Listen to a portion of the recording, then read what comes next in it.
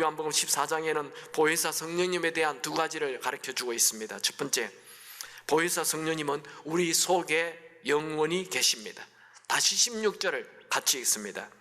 내가 아버지께 구하겠으니 그가 또 다른 보혜사를 너희에게 주사 영원토록 너희와 함께 있게 하리니. 예수님 외에 두 번째로 또 다른 보혜사인 성령님은 영원토록 우리와 함께 하십니다.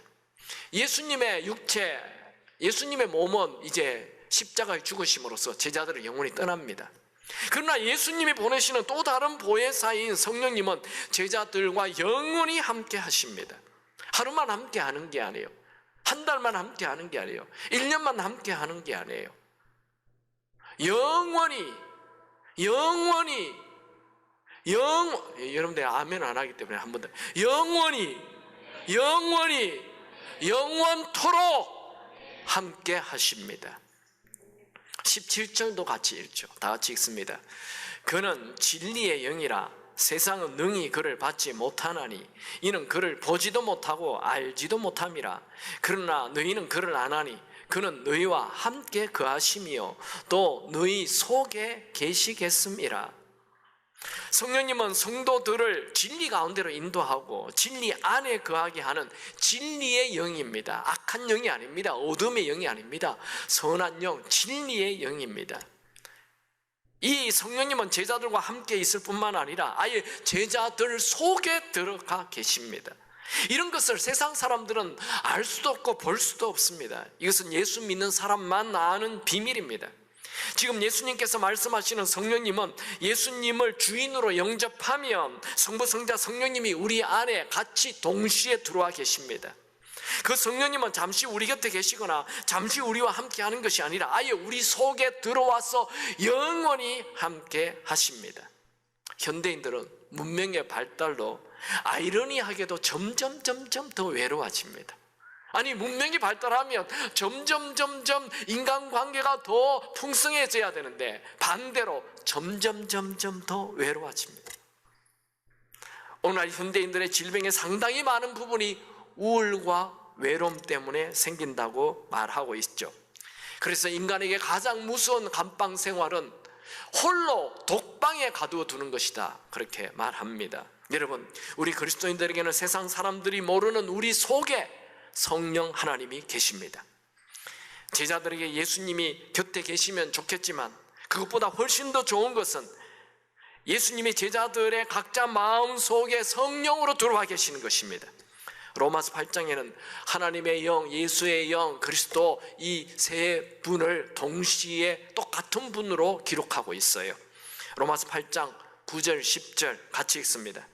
만일 너희 속에 하나님의 영이 거하시면 너희가 육신에 있지 아니하고 영에 있나니 누구든지 그리스도의 영이 없으면 그리스도의 사람이 아니라 또 그리스도께서 너희 안에 계시면 몸은 죄로 말미암아 죽은 것이나 영은 의로 말미암아 살아있는 것이니라. 좀 어렵죠? 여러분, 성령님은 어떤 분인가요? 하나님 하면 딱 생각이 나죠. 온 우주 만물을 창조하신 예수님 하면 우리 죄를 위하여 십자가에 딱 죽으신 분 알겠는데, 성령님 하면 이 성령님은 하나님의 영인가 예수의 영인가 뭔가 참 어려워요.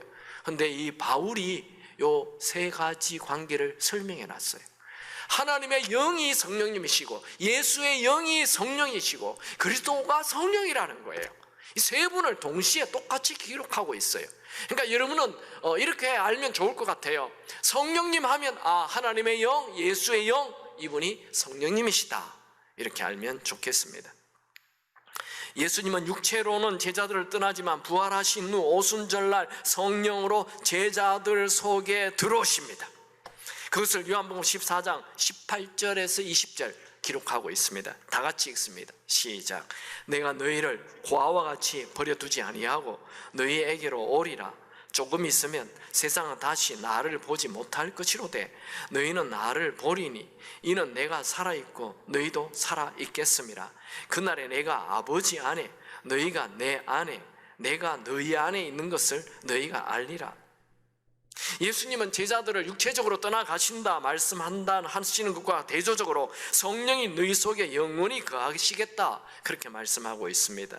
예수님은 제자들을 고아처럼 버리지 않겠다 말합니다. 이 세상에 제일 불쌍한 아이가 고아죠. 고아는 무엇을 먹어야 할지, 어디서 자야 할지, 무슨 일을 해야 할지 내일에 대한 걱정과 두려움이 가득한 자가 고아입니다. 고아는 무엇을 해도 자기 혼자 모든 걸 결정하고 자기 힘으로, 자기 돈으로 살아야 합니다. 반면에 성령님을 모신 자는 무엇을 하든 성령께 맡기고 성령의 도움을 구하며 성령이 도와줍니다. 성령의 도움을 받는 자는 어디로 가야 할지, 무엇을 해야 할지 내일에 대한 아무 염려 없이 그냥 기대하며 사는 것입니다. 혹시 여러분 중에 외롭다고 생각하는 분이 있습니까? 여러분 속에 성령님이 계신다는 것을 기억하십시오. 보혜사 성령님은 오늘을 살 수 있는 힘을 주십니다. 보혜사 성령님은 내일의 문제를 해결할 수 있는 능력을 주십니다. 보혜사 성령님은 내가 모르는 최고의 만남을 예비해 놓으셨습니다. 보혜사 성령 하나님은 내가 모르는 기회를 만들어 놓으셨습니다. 보혜사 성령님은 여러분이 학교를 가든 병원을 가든 직장을 가든 어디를 가든 함께 하십니다. 우리는 여기에서 하나 짚고 넘어가야 할 것은 성령님이 내 안에 계신다는 것, 이걸 알아야 합니다.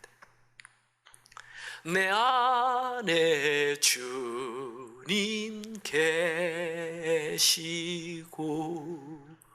주 안에 나 있어 그 한량 없는 기쁨과 참 안식 얻겠네. 땅교회는 박수도 쳐주는데 됐습니다. 여러분, 매 순간 여러분이 어디에 있든지 여러분과 함께 하시는 성령의 도움을 구하십시오. 이 성령님은 우리의 연약함을 도와주시는 분이십니다. 사탄은 끊임없이 우리에게 너는 혼자야, 너는 우울해, 너는 외로워, 너는 이제 끝났어, 너의 미래는 없어, 너에게는 대안이 없어, 그렇게 말합니다. 아닙니다. 우리는 세상 사람들이 다 우리를 버려도 우리를 버리지 않고 우리와 함께 하시는 성령님이 계십니다. 여러분, 우리는 내 힘으로만 살아가야 하는, 내 혼자 힘으로 살아가야 하는 고아가 아닙니다. 우리는 혼자가 아닙니다. 세상 사람들은 인생이 공허하다, 외롭다, 고독하다, 슬프다, 우울하다, 뼈에 사무치도록 외롭다 그렇게 말합니다. 그러나 우리는 살면 살수록 성령님과 자꾸 동행하는 것이 많아지므로 더 풍성하고 인생이 점점 부유해지는 것입니다. 어거스틴은 혼자 있을 때, 외로움이 밀려올 때 이런 말을 했습니다. 내 영혼아, 내 안에 하나님이 계시는 것을 모르느냐? 맞습니다. 우리는 혼자가 아닙니다. 언제나 성령 하나님이 함께 하십니다. 예수를 믿는데 왜 외로워합니까? 지금 성령 하나님이 내 안에 계신 것을 잊어버린 것입니다. 그건 사탄의 작전입니다. 여러분, 성령님이 안 계시는 것처럼 살지 마십시오. 여러분에게는 나 지금 성령님이 계신다고 느끼지 못하게, 느낌 중요하지 않아요. 이 기록된 사실이 중요해요. 하나님의 말씀, 너희 안에 성령이 계시고 너희 속에 계시겠습니다. 이 기록된 약속의 말씀을 믿으시기 바랍니다. 교회는 다니는데 온통 내 힘으로만 살아가는 이 고아처럼 무늬만 그리스도인으로 살지 마십시오. 내 속에 성령님이 계심을 믿고 성령의 도움을 구하며 성령과 동행하며 사십시오. 그러면 날마다 기쁨이 넘치고 기적이 넘치는 삶이 될 것입니다. 세상 사람들은 사는 것이 고통이다, 사는 것이 짐이다 그렇게 말하지만 성령님과 동행하는 사람은 사는 것이 날마다 행복이고 날마다 기적입니다. 우리 모든 신앙생활의 키는 성령님이십니다. 여러분의 삶이 시들시들합니까? 아무런 기쁨도 없고 억지로 살아갑니까? 성령의 도움을 구하십시오. 여러분의 삶이 물된 동산처럼 될 것입니다. 날마다 샘솟는 샘처럼 될 것입니다. 물이 끊어지지 않는 샘처럼 될 것입니다. 오늘 우리가 읽은 말씀 중에 요한복음 14장 20절 좀 심오한 말씀이 나옵니다. 우리 같이 한번 읽어볼까요? 다 같이 읽습니다. 시작. 그날에 내가 아버지 안에 너희가 내 안에 내가 너희 안에 있는 것을 너희가 알리라. 이게 그날이라는 것은 예수님이 부활하셔서 50일 후에 성령을 보내주는 그날을 말합니다. 성령이 오는 날, 제자들에게 성령이 충만해지면 예수님이 아버지 안에 있는 것처럼 제자들이 예수님 안에, 예수님의 제자들 안에 있게 된다는 말이에요. 이 굉장히 철학적이고 심오한 말씀입니다. 이 말씀은 예수님과 하나님이 상호 하나가 되는 관계처럼 성령이 임하면 예수님과 내가 상호 하나가 된다는 거예요. 예수님이 내 안에, 내가 예수님 안에, 이런 신비로운 관계는 성령이 충만할 때 가능해집니다. 예수님이 내 안에, 내가 예수 안에, 예수님 안에, 내가 예수 안에, 예수와 내가 서로 들락날락 하면서 서로 나중에는 구별이 안 되는 거예요. 여러분 신앙생활 10년, 20년, 30년 했으면 내가 예수님 안에, 예수님이 내 안에, 나도 이제 나는 사라지고 내 안에 예수가 다 나타나는. 여러분 결혼생활 30년, 50년 하면 어느새 말투도 똑같아지고 어느새 얼굴도 똑같아지고 어느새 걷는 것도 똑같아지고 어느새 모든 게 다 같아져요. 아빠가 하는 말이 엄마가 하는 말이고 엄마가 하는 말이 아빠가 하는 말 똑같아져요. 남편이 아내 안에, 아내가 남편 안에, 내가 예수 안에, 예수가 내 안에. 참 놀라운 말씀. 나는 온데간데 없고 예수가 충만한 상태를 말합니다. 나는 죽고 예수가 사는 상태를 말합니다. 여러분들이 모두 성령 충만하여 이런 삶을 사시길 축원합니다. 두 번째, 보이사 성령님은 모든 것을 가르치고 모든 것을 생각나게 하십니다. 요한복음 14장 26절 말씀 같이 읽습니다. 보혜사 곧 아버지께서 내 이름으로 보내실 성령 그가 너희에게 모든 것을 가르치고 내가 너희에게 말한 모든 것을 생각나게 하리라. 예수님의 제자들은 예수님께서 3년 반 동안 말씀하고 가르친 것을 다 이해할 수가 없었어요. 그러나 예수님이 십자가에 죽으시고 부활하자, 그리고 그들에게 성령이 부어지자 비로소 예수님이 하신 모든 말씀이 다 이해가 되고 알게 되었어요. 성령 받기 전에 베드로는 예수님의 죽음과 부활을 이해할 수가 없었어요. 그러나 그가 성령 받은 이후에 구약 성경을 다 꿰면서 예수님의 죽음과 부활을 설명하였습니다. 사도행전 2장에 보면 베드로는 오순절날 마가의 다락방에서 성령 받은 이후 자기 주변에 예루살렘에 있는 사람이 확 몰려들었죠. 유대인들입니다. 그들을 향해 유창한 설교를 합니다. 사도행전 2장 14절 베드로가 11 사도와 함께 서서 소리를 높여 이르되 유대인들과 예루살렘에 사는 모든 사람들아, 이 일을 너희로 알게 할 것이니 내 말에 귀를 기울이라. 베드로는 구약 요엘서와 시편을 인용하면서 너희들이 십자가에 못 박은 이 예수를 하나님이 주와 큐리오스, 황제에게만 쓰는 말 큐리오스, 그리고 구세주 그리스도가 되게 하였다라고 말합니다. 사도행전 2장 36절 그런즉 이스라엘 온 집은 확실히 알지니 너희가 십자가에 못 박은 이 예수를 하나님이 주와 그리스도가 되게 하셨느니라 하니라. 베드로의 설교를 들었던 사람들은 우리가 어찌할꼬 하며 회개하죠. 사도행전 2장 37절 그들이 이 말을 듣고 마음에 찔려 베드로와 다른 사도들에게 물어 이르되 형제들아 우리가 어찌할꼬 하거늘 베드로는 그들에게 회개하고 성령 받으라 말하죠. 사도행전 2장 38절 베드로가 이르되 너희가 회개하여 각각 예수 그리스도의 이름으로 세례를 받고 죄 사함을 받으라. 그리하면 내가 받았던 성령처럼 너희들도 성령을 선물로 받게 될 것이다 말하였습니다. 이런 베드로가 이런 놀라운 설교는 베드로의 지식이 아니라 보혜사 성령께서 베드로에게 모든 것을 말씀하여 주고 가르쳐 주었기 때문입니다. 구약에 나오는 굉장한 성령의 사람 한 명을 얘기하라면 모세입니다. 모세는 성령의 사람이었죠. 그래서 하나님께서 그에게 성령으로 모세에게 이 창세기를 다 기록하게 합니다. 다 가르쳐 줍니다. 인류가 어떻게 시작되는지.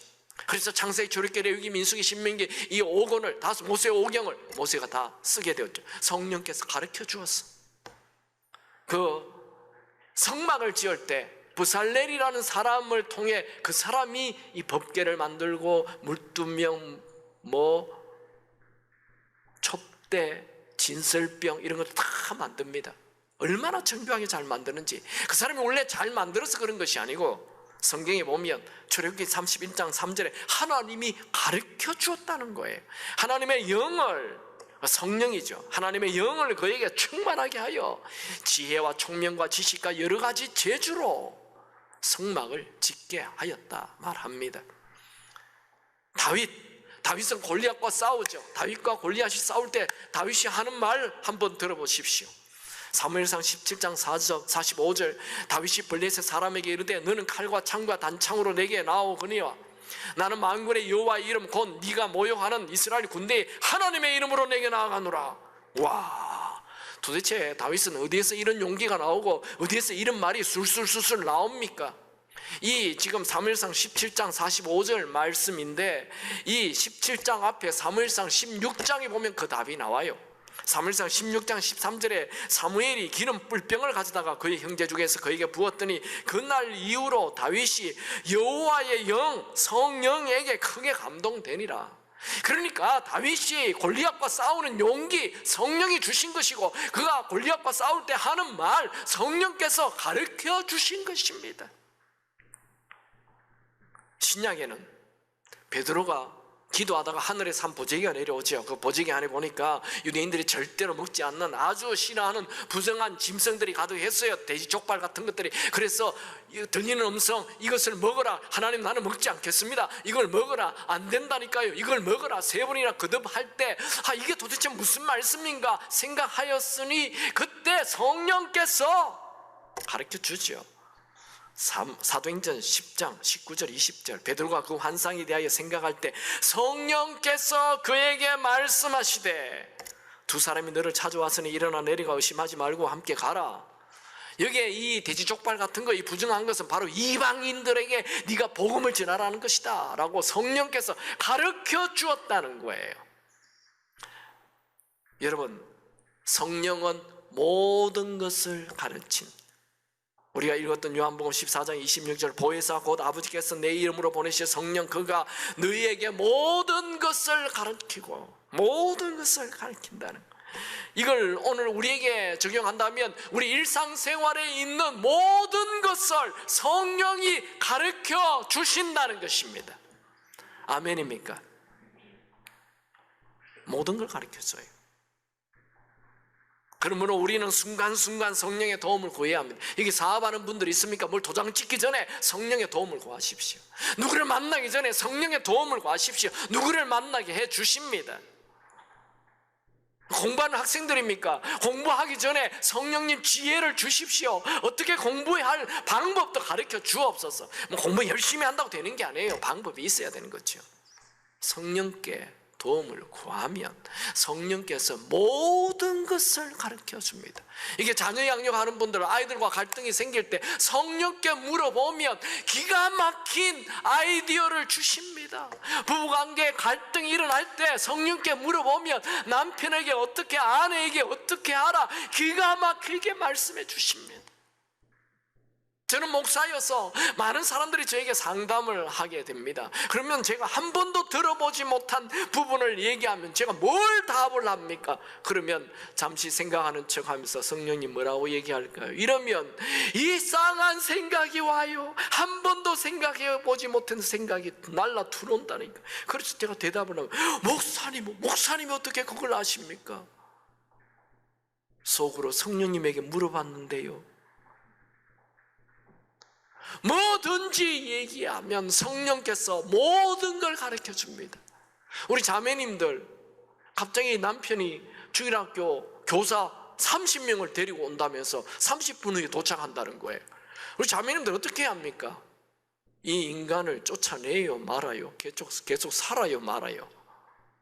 성령께 물어보면 성령께서 라면이나 끓여줘라. 성령께서 내가 어제 너 그 물건 샀던 거 그거 그렇게 산 거야 일부러. 그래서 그거 해서 드려. 오늘도 어떤 한 자매님과 2부 예배 마치고 오늘 말씀이 너무 은혜가 되었다. 자기가 그 어제 마트에 갔는데 지금 사서 나오려 하는데 자꾸만 저쪽 발길이 저쪽 가서 그걸 사야 되겠다. 딱 가보니까 뭐가 하나 있더래요. 그래서 하나님 바쁜데 그래서 그걸 샀대요. 사서 오늘 교회에 들고 왔대요. 난 자기는 이걸 누구에게 줄까 아무 생각이 없는데 예배 마치고 뒤에 딱 보니까 어떤 분이 계셔서 그분이 식사를 못 한다는 거예요. 그래서 성령께서 주라 하는 생각을 그래서 드렸는데 너무 기뻐하시더라고요. 성령께서 모든 것을 말씀하시고 모든 걸 가르쳐 주십니다. 아멘입니까? 저는 제가 목회를 하면서 우리 교육자들은 저에게 그런 얘기를 갑자기 많이 하십니다. 그냥 갑자기 어떤 성도, 그 성도에 대해서 한 번도 생각도 안 했는데 갑자기 어떤 성도가 탁 나타나요. 전도사님, 그분에게 전화 한번 해보세요. 딱 무슨 일이 있어요? 이 모르는 일이에요. 그냥 갑자기 탁 생각이 난다니까요. 그분도 놀래요. 제가 전도사님 전화하세요. 그냥 아니면 제가 전화할 때도 기억나게 하신다. 하나님 말씀을 기억나기도 하지만 우리의 삶에 어떤 사람도 기억나게 하시고 상황도 기억나게 하시고 성령께서 하시는 일입니다. 구약에는 특별한 사람에게만 성령을 부어주셨지만 오늘날 모든 그리스도인에게 신약 이후에는 말세에는 마지막 때에 만민에게 성령을 부어주신다 하셨죠. 오늘 말씀을 정리합시다. 성령 하나님은 파라클레토스, 그 말의 뜻은 언제나 나라는 인물에 대하여 긍정적으로 생각하고 변호해주고 위로해주고 도와주고 격려해주는 분이라는 것이죠. 첫 번째, 이 보혜사 성령님은 우리 속에 계십니다. 여러분, 우리는 결코 혼자가 아닙니다. 우리는 고아처럼 버림받은 자가 아닙니다. 우리는 내 혼자 살아가야 하는 외로운 자가 아닙니다. 여러분 속에 언제나 여러분을 긍정적으로 생각하고 여러분을 끝까지 도와주는 분이 계십니다. 그분은 보혜사 성령님으로 여러분 속에 계십니다. 두 번째, 보혜사 성령님은 모든 걸 가르쳐 주십니다. 여러분 무슨 결정을 하든 성령님께 물어보십시오. 최고의 길을 가르쳐 주실 것입니다. 여러분 매 순간순간 성령께 물어보십시오. 결론적으로 우리는 내 충만으로 살면 세상 사람과 똑같아지고 성령 하나님 충만으로 살면 성령 충만한 사람이 됩니다. 그래서 사도 바울은 성령 충만을 받으라, 에베소서 5장 18절, 오직 성령으로 충만함을 받으라. 고든 피 목사님은 이런 말을 했습니다. 성령 충만을 받으라는 것은 잔소리가 아니다. 이것은 모든 신앙생활의 키다. D.L. 무디는 이런 말을 했습니다. 성령 하나님 없이 그리스도인으로 살려고 하는 것은 폐 없이 숨을 쉬려는 것과 같다.